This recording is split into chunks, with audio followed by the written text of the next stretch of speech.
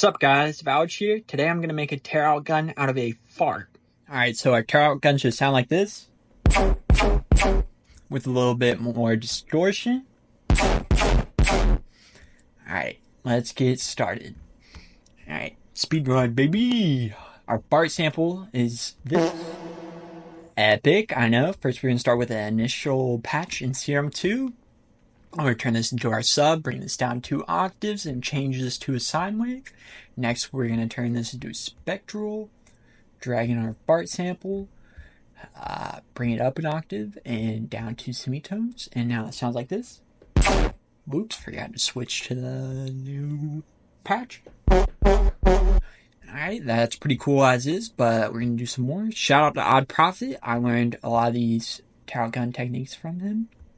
We're going to have harmonics here and shift here, and we're going to modulate that with this LFO. We're going to have a sharp curve and like so. Bring this up to here, bring this over to here, and our patch sounds like this. Pretty cool. Now we're going to get into the effects.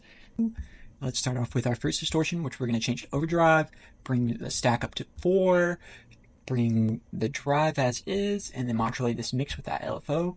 Next, we're going to have 2 distortion, leave everything as is, turn the drive up a little bit, keep the mix the same. Next, hyperdimension, we're going to bring the rate down, bring the detune all the way up.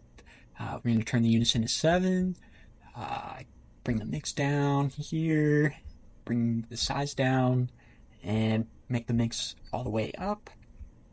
Next, we're gonna do the reverb, just a small reverb, bring the size down, modulate this with LFO, add some room. Then we're gonna do this delay for some extra tones, change this to milliseconds, bring these down, bring feedback down just a smidge, bring this mix down, modulate this with the LFO, and choose these frequencies to target.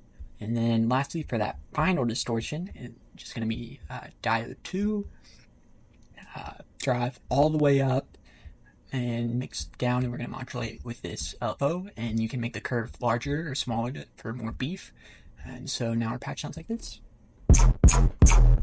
with the distortion. Okay, that didn't sound like I did anything, but you get the point. You can apply a lot of these principles to sounds you're working on to make Tearout guns. And if you guys have any more suggestions or ideas for me to make Tearout guns with, please leave them in the comments below, and have a great day. And here, of course, is the new weapon you ordered.